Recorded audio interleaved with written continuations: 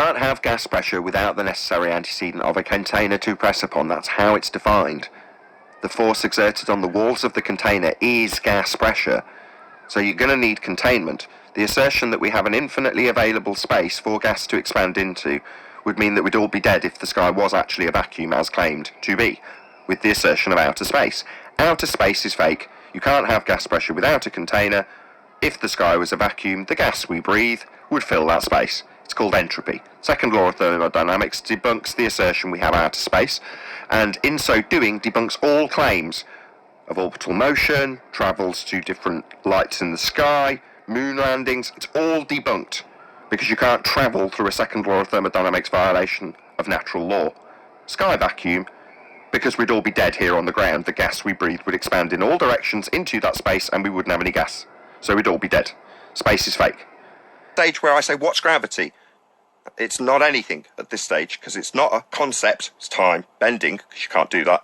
And it's not a force that was replaced, superseded 107 years ago. We all clear on what gravity isn't? You're still yet to tell us what it is. And you are right, science admits that we do not know why gravity exists, we just know that it does. What is it? We are able Don't tell me that it exists. Tell me what it is. You haven't told me what it is yet. It's not a force. Let's summarise again. Don't tell me what it is and how it exists when I've just told you what it isn't. It's not a force, 107 years out of date. It's not bending time, because that's a concept. Can't bend time. You said no.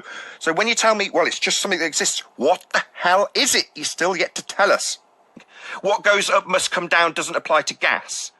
I've got you to look at a cloud and ask you if it's going down. It's gone up. You've just said what goes up must come down. So the cloud's going down. No, it isn't. You've already conceded this. You're becoming a religious zealot. No, mate. Gas doesn't go up and then come down again. It expands to fill the volume. That's gas behaviour. It's not the same as billiard balls. Your misapprehensions aren't tolerable.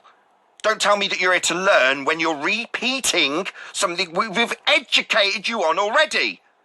Anto, you cannot have gas pressure, temperature, or a vacuum, for that matter, without a container. They're physics impossibilities. You're wrong. Yeah, and your education was wrong. That's why Nathan is angry at you, because you keep on going back to this education that was completely wrong. Wholly wrong, Brian. Why is it that air is in a sphere shape and suddenly needs us to go at a certain speed to escape from something that wouldn't be in a sphere in a vacuum? It would escape itself. You know, you're telling us that we've got to suddenly worry about going past the air that is somehow in a sphere shape. No. Gas doesn't take the shape of a sphere. It fills whatever volume it's got. That's what gas does. It fills the availability of volume. Look up gas law. You're here telling us about high school heliocentric gravity and its behaviour on gas when the rhetoric you were taught, they never mentioned to you at school that it was out of date by 107 years, but yet you're vaguely aware of bending concepts of space-time. But you don't know what gas behaviour is. If you're here to tell us how gas behaviour is, in line with your rudimentary heliocentric understanding of gas behaviour, why haven't you just looked up gas behaviour? I don't understand it. So when you say you accept gravity for what it is, can you tell me what it is again? Given that we've already done this, and this is extremely irritating to be told that you accept something that I've asked you to define. What is it then? I said, what is gravity? What is it that you accept again? What is it that you accept? Can you tell me what it is that you accept, please? No. Why am not? Einstein did that 107 years ago. Why are you saying I've done that? No. Einstein did that. Did you not remember us going through it when I pointed out that Einstein superseded it? And then you told me how he superseded it, because you seem to be now projecting Einstein superseding Newtonian gravity, so it's not a force anymore. That's not me. Do you want to show me time? Can you show me that? So I can bend it. And when you say you accept it, that would be gravity. Well, what is it? Bending conceptual mediums is what it is. And you say, well, I'm making a claim that you can't do that. Sorry, do you want to show me you bending time as it's your claim that this is a thing that you accept? Oh, but given that it's a concept we're bending, I definitely am not making a claim about it. I'm ripping apart Einstein's conceptual medium being bent.